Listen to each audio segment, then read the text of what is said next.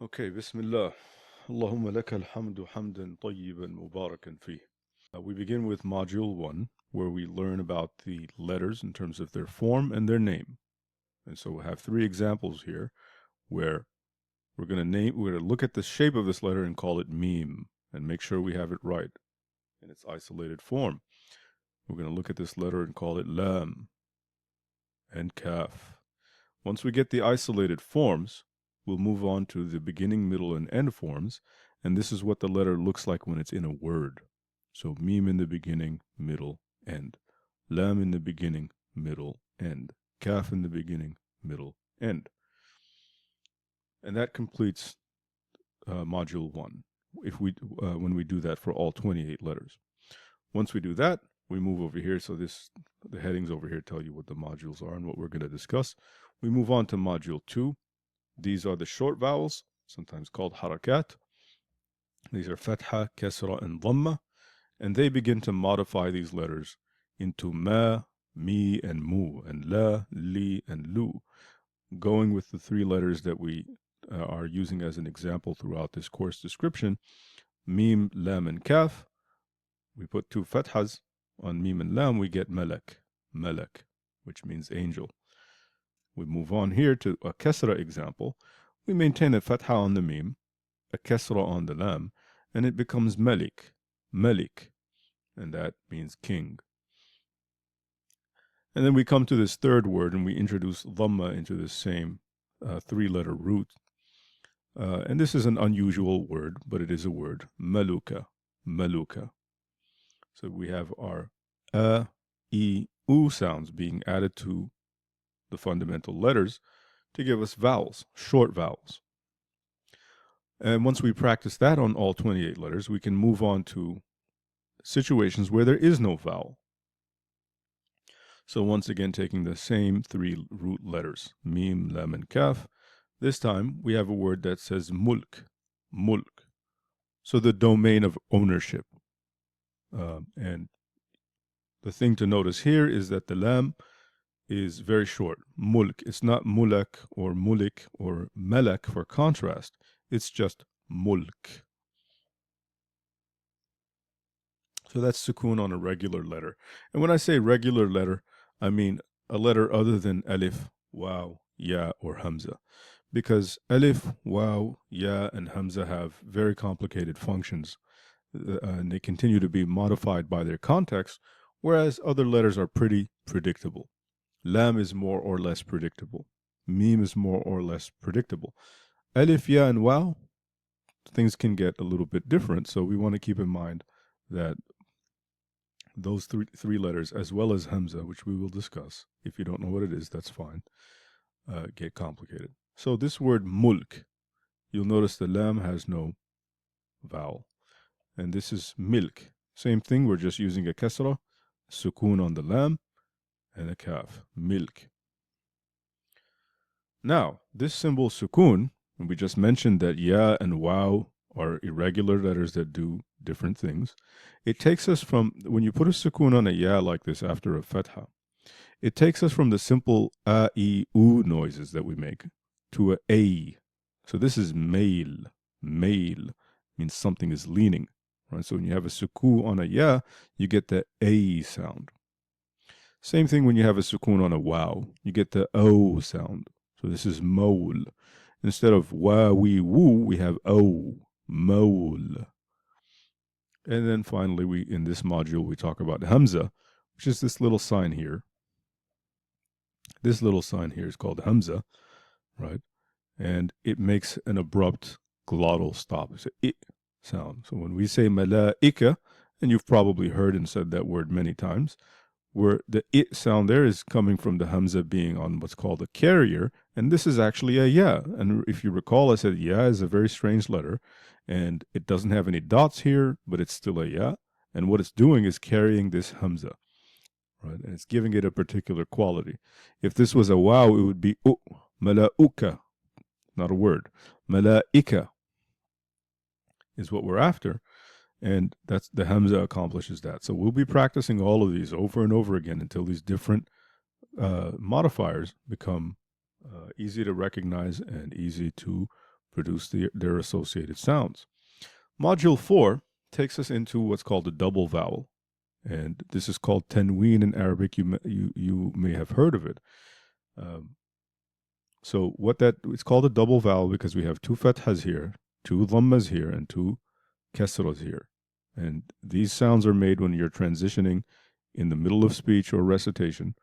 And we say melikan, melikan, melikun, melikun, and milkin, milkin. Right. So it's just n and un and in. That's what module 4 is about.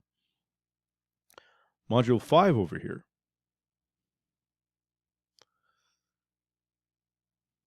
Right. Module 5 is when we start elongating the short vowels by adding, remember those irregular letters of alif, ya, and waw? We add an alif after a fatha, or a ya after a kasra, or a waw after a dhamma, we get this long vowel situation. Right? So ma laka, not malaka, but ma laka. That can mean like, what's wrong with you? Ma laka. Malik, not malik, but malik. Right here. Malik. This ya, in the logic of this script, is extending this kasra. So it kind of actually belongs to it. So even though it's in the body of the word and the kasra is around that body of the word, the way that it's described in Arabic script is that this kasra is the fundamental thing that you should be concerned with, and this ya is just extending that kasra. And this waw is just extending the dhamma up here. And so this is malik, and this is muluk. We'll practice that in module 5 over and over again until it becomes very clear. And then module 6 is the double letter, and this is where we get words like mallaka and mullika. So mallaka and mullika. So it's not malaka or maliki or maluka, it's mallaka. It's a unique sound, right?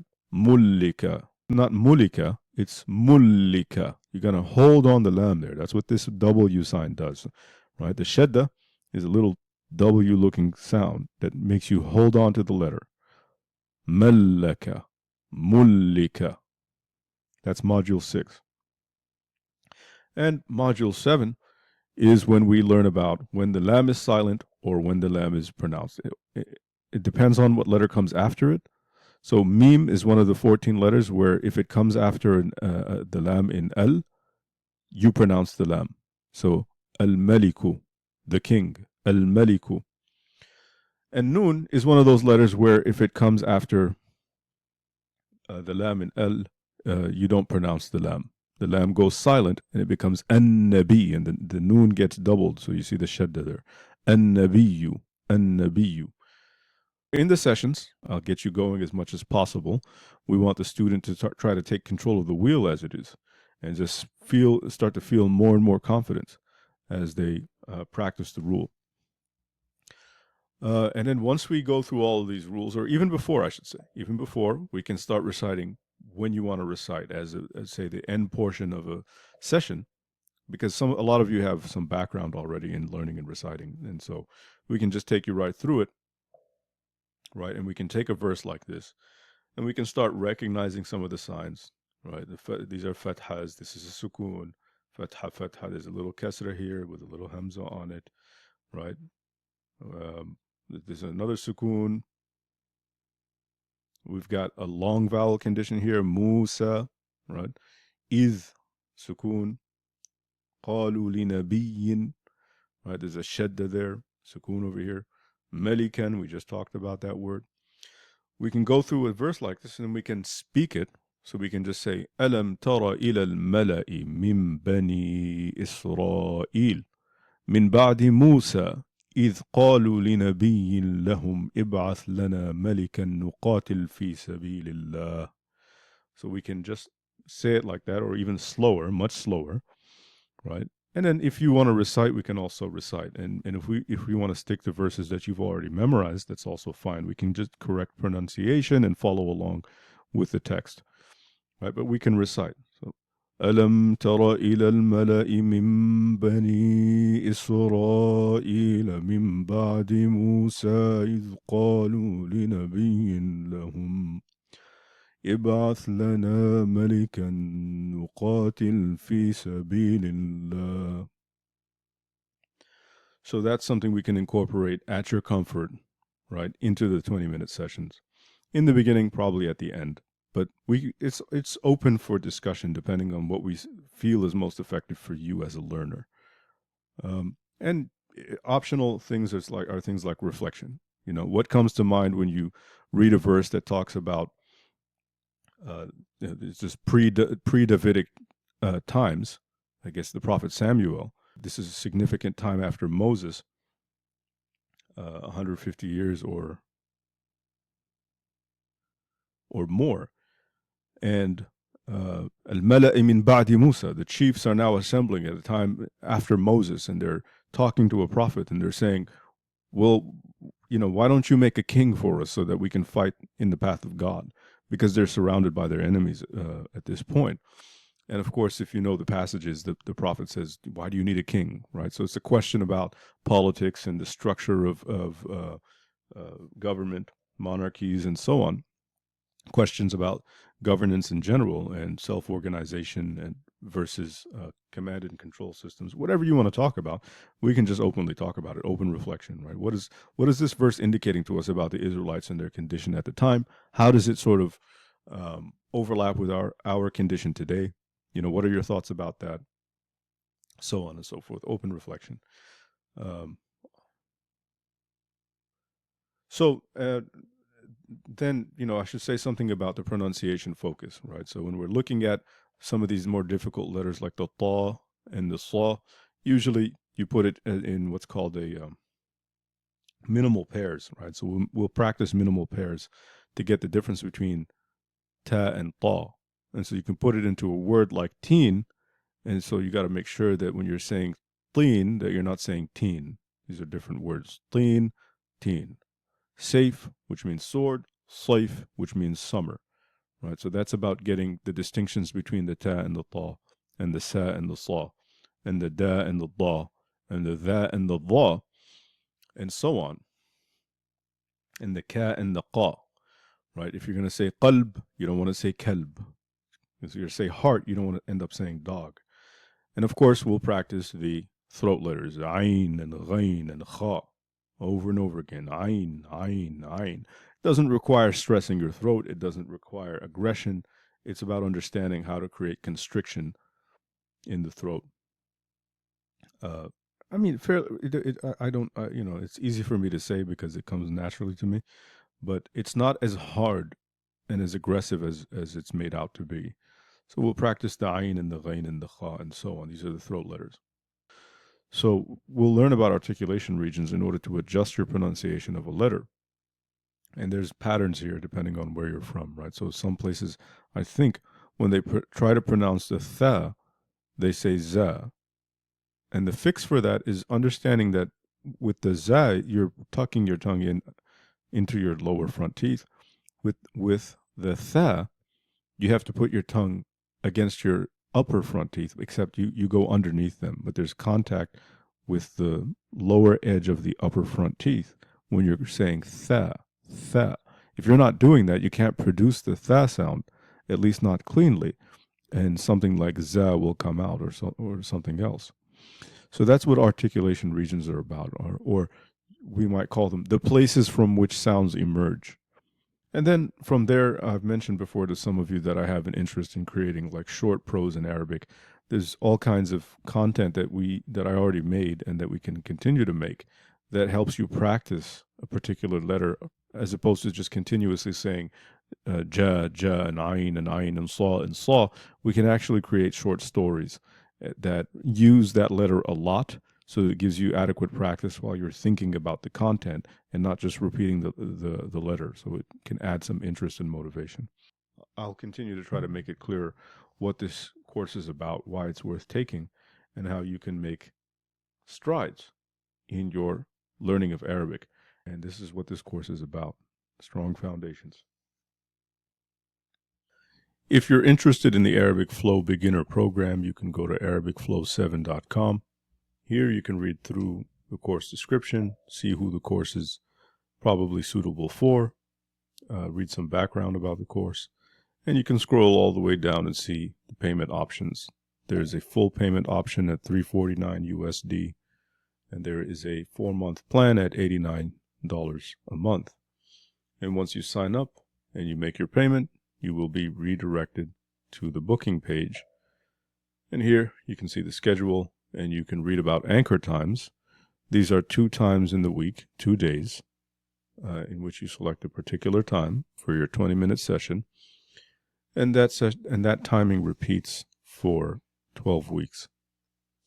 And the anchor time expires after 12 weeks, but your actual session expires after 16 weeks from your first class, not from your date of purchase. And here there's a description of how to choose your 2 anchor times. You scroll down to the calendar. You choose a day. I'm going to choose Monday, the 12th, 2:25. The system registers that you've selected one of 2 sessions, and then you select another day, 2:40.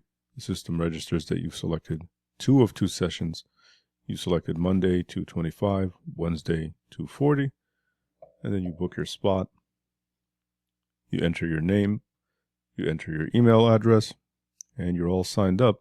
From there, I get a notification, and I lock in the next 11 weeks, and we begin our journey to improving foundations of Arabic, inshallah. All right, thanks for your time. Assalamu alaikum.